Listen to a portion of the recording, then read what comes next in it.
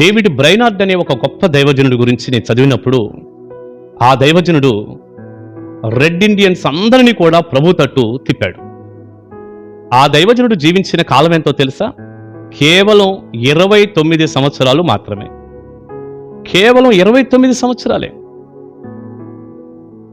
25 సంవత్సరాల నుండి 29వ సంవత్సరం వరకు, అంటే కేవలం 4 సంవత్సరాలే సేవ చేశాడు. కానీ అతడు చేసిన సేవ ఫలితంగా రెడ్ ఇండియన్స్ అందరూ కూడా ప్రభు తట్టు తిరిగారు.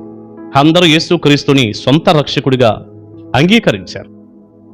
మీకు మరో మాట చెప్పనా?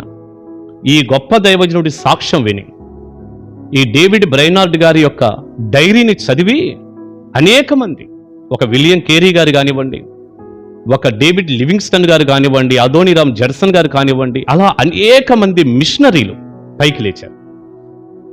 బ్రైనార్డ్ గారు ఇంత గొప్ప మిషనరీ సేవ చేశారు, ఇంత తక్కువ సమయంలో ఈ రీతిగా ప్రభు కొరకు వాడబడ్డారు. అసలు ఆయన సాక్ష్యాన్ని వెంటంటే మాకు ఆశ్చర్యంగా ఉంది. మేము కూడా అలా ఎందుకు మిషనరీలుగా ఉండకూడదు అంటూ ప్రార్థన చేసుకొని ప్రభు మాటను తీసుకొని, ఇదిగో ఇప్పుడు నేను చెప్పిన గొప్ప దైవజనులందరూ, మన భారతదేశానికి వచ్చిన విలియం కేరీ గారు కూడా ఆ దైవజనుని యొక్క డైరీ చదివే వచ్చినట్టుగా చరిత్ర మనకు తెలియచేస్తా ఉంది. మరి చిన్న వయసే 29 సంవత్సరాలే డేవిడ్ బ్రైనార్డ్ గారు జీవించారు. కానీ ఆయన ప్రభావం ఎంత పడిందో ఒకసారి చూడండి. అసలు మరి ఎంతమంది సేవకులు పైకి లేచారు, ఎంతమంది మిషనరీలు పైకి లేచారు. వారొచ్చి దేశాలు దేశాలు, ఖండాలు ఖండాలు కదిలించారుగా. ఇలా ఈ రోజున ఒక మాట చెప్పనా?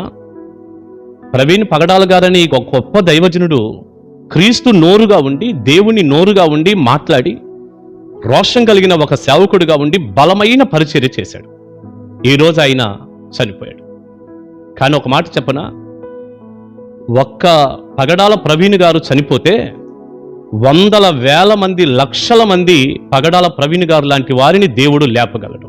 దేవుని నామానికి స్తుతి కలుగునుగాక. ఈ రోజున ఎంతో మంది సంఘటనను బట్టి ఇంకా ధైర్యాన్ని తెచ్చుకున్నారు, ఇంకా బలమైన సేవ కొరకు ముందుకు వెళ్తున్నారు, నడుం కడుతున్నారు.